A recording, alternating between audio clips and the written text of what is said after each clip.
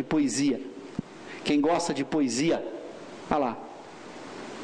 Fábulas e poesia diversa por um espírito batedor. Imagina, foi recebida em pancada. Imagina você fazer uma fábula, uma poesia recebida ainda por pancada. Deve ter dado um trabalho danado para o cara montar o texto, mas foi feito aí. Eco poético do além-túmulo. Aqui a gente pode ver o que está escrito lá. Poesias mediúnicas obtidas por precedidas de um estudo sobre a poesia. Esse texto é importante. Porque esse texto, inclusive, a gente já discutiu, por dar a gente fazer uma tradução. Por quê? Porque tem um estudo sobre a poesia mediúnica feito por Kardec nesse livro. Então esse livro tem uma importância, porque além dele ter o próprio texto, tem uma introdução em que Kardec fala sobre poesia mediúnica. Então é um texto que vale a pena ter. Ainda bem que nós temos no francês, agora é só achar um jeito de fazer a tradução. Bom, e aí vai. Um pouco sobre a história do Espiritismo,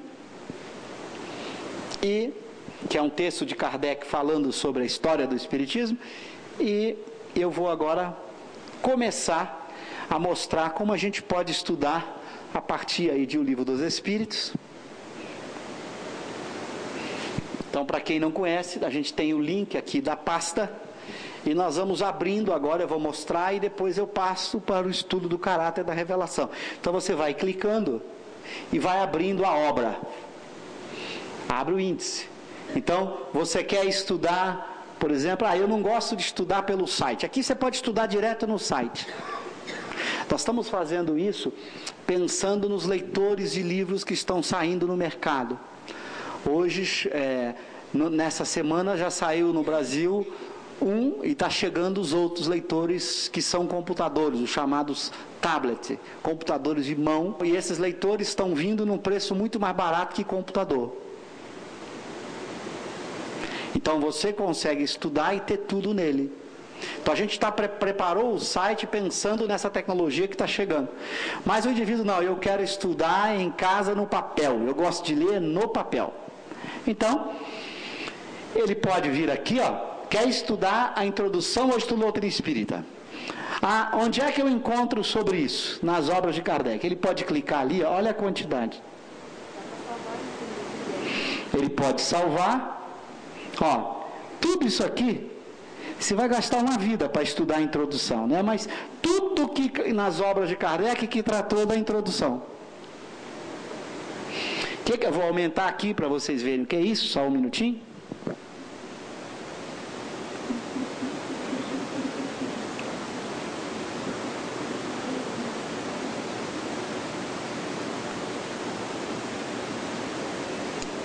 Então, por exemplo, o item 7 da introdução. Onde Kardec trata do item 7? Na Revista Espírita de 58, no Evangelho segundo o Espiritismo. Ou seja, e não acabou não, a gente ainda continua fazendo links, tem várias pessoas trabalhando. Então, quero estudar o item 8 da introdução.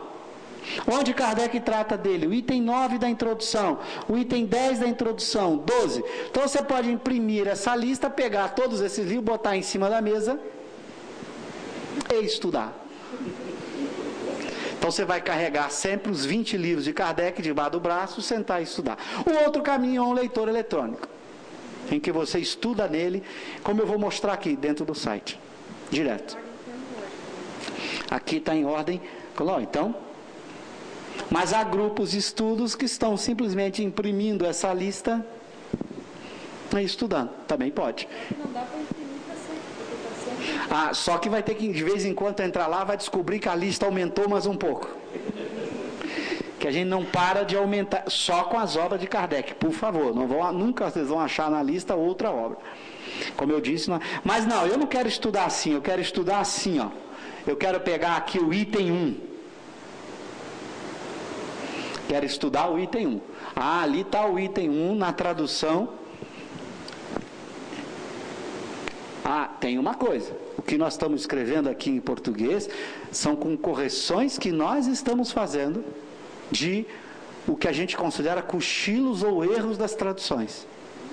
Então, o que está aqui é tradução portuguesa com correções que nós estamos pegando com erros. Algumas têm erros gravíssimos de tradução que alteram o pensamento kardeciano em todas as nossas traduções para o português. Então aqui a gente está corrigindo. E está botando aqui com as correções. Se você não gostar, você faz isso aqui, ó.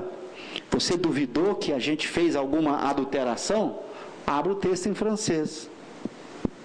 E olha o texto em francês também. Claro que esse francês que está aparecendo é em texto. Ah, mas eu ainda tenho dúvida como eu vou mostrar aqui. Não, é melhor ir na imagem, porque esse francês texto que a gente usou é o que um órgão internacional disponibiliza, a gente já pegou errinhos. Quando a gente não... Então você pode abrir a imagem e olhar. E comparar. Então, a ideia é você ter um texto que está sendo corrigido sempre que a gente pega um erro. Que alguém nos manda, às vezes há pessoas que nos mandam um e-mail fazendo perguntas, a gente recebe muito por aquele e-mail.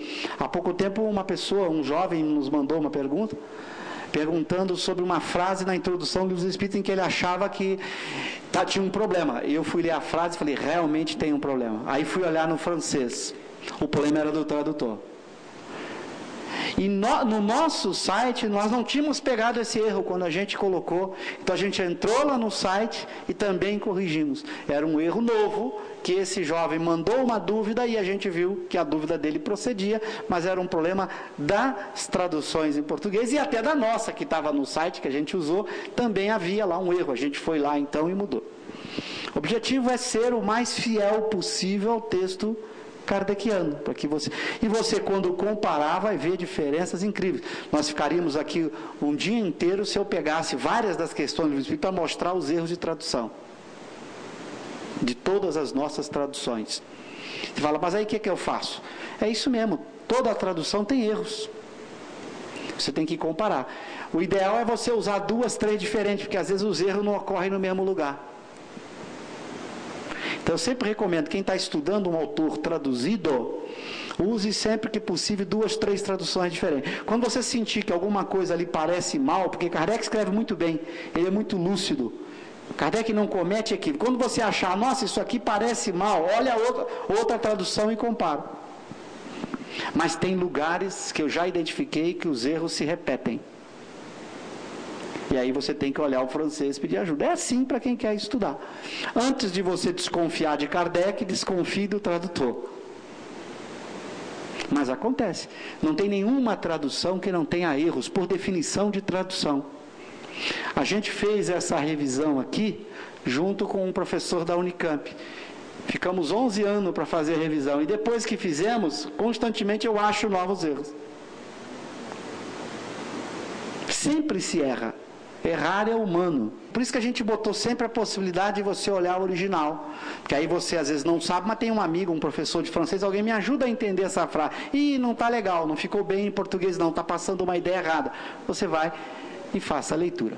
Antes de desconfiar de Kardec, desconfie da possibilidade de que... Porque traduzir é interpretar. Como é que você traduz? Você lê o texto na língua, em francês, entende e escreve o que você entendeu em português. Se você, ao entender, entendeu errado, você vai escrever o seu pensamento. O tradutor escreve sempre o pensamento dele, nunca o pensamento do próprio autor. Claro, porque não consegue entrar no pensamento do autor.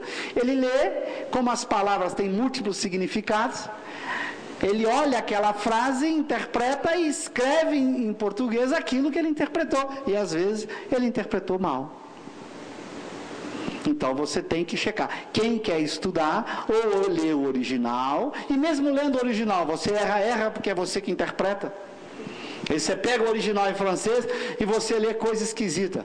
Não, mas foi você que está lendo esquisito, porque você está interpretando mal o que está escrito em francês. Tem então a tradução perfeita? Não existe. Tem o leitor perfeito que diz para você o que está certo? Não existe. Perfeição não está entre nós. Então, conviver com o erro e tentando minimizar esse erro, tentando errar menos, mas nunca o erro vai ser 0. Você vai minimizar dentro do possível. É assim.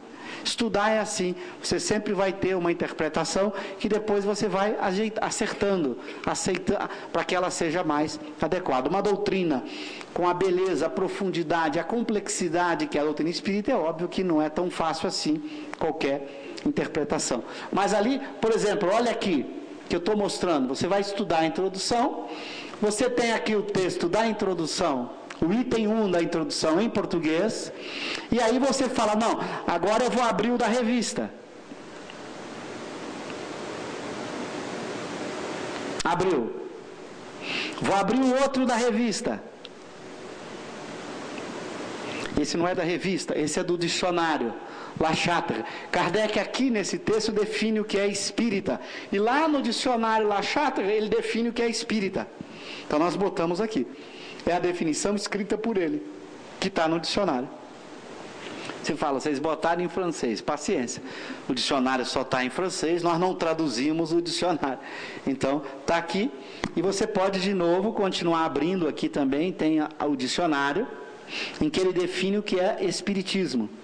Já que esse primeiro parágrafo aqui, nesse primeiro parágrafo, Kardec define o que é espírita e o que é espiritismo. Então a gente botou os lugares onde ele também fala disso. Claro que agora você pode imprimir essa página enorme com o item 1 agora. Ou salvar, ou imprimir, e estudar então, ou fazer como hoje já está acontecendo com os leitores. Eu uso um desse, não quero saber de outra coisa, não uso mais livro em papel. Você lê na própria tela o tempo todo, está tudo ali. Se eu preciso pesquisar alguma obra agora, eu como leitor, eu entro no site do IPA que tem tudo lá. Eu não preciso mais carregar os 20 livros de Kardec no bolso ou na pasta. Eu hoje carrego tudo no leitor eletrônico, então eu acesso tudo, pego tudo. A hora que eu quiser, eu pego. Então você vai... E isso está virando... a previsão é que nos próximos 2 anos isso seja o grande... Hoje ele custa na faixa de $500. É um pouco caro, mas mais barato que um computador. E eles estão caindo. A previsão é em 2, 3 anos ele deve estar na faixa de $100 a $200. Nós estamos falando aí em 300 e poucos reais para você ter um aparelho que carrega todos os seus livros. Então não é algo que vai ser de outro mundo. Então está vindo numa velocidade espantosa. Então você vai poder fazer isso, estudar pelo próprio leitor. Ou então imprima, quem gosta de ler em papel, tem pessoas que não abrem mão do papel, imprima isso. Ou então reúna todos os livros das editoras que você já tem, simplesmente imprime aquela lista de biografia, que aí é uma impressão só, pega os livros que você tem, bota em cima da mesa e estuda, que é o mais comum. Você já tem o livro, você só vai imprimir aquela lista de biografia, que aí é 1 ou 2 páginas só para você imprimir. Você pega os livros que você tem e estuda. Então é uma forma de ajudar a pessoa que quer estudar as obras de Kardec. E vale aí para você estudar perguntas. Então você pode ir lá, por exemplo, no capítulo de Deus. Você quer estudar uma pergunta, sei lá, pergunta número 2. O que se deve entender por infinito? Tem a definição de Kardec, e tem aqui na Revista Espírita, Kardec estudando a pergunta número 2. Essa pergunta é estudada na Revista Espírita, então você pode ver como é que o Kardec leu a pergunta número 2. E aí vai. Então você vai tendo onde buscar.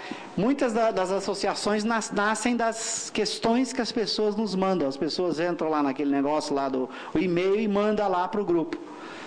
Aí a gente fala, Kardec estudou isso aqui. A gente acaba aí, vai colocando aí.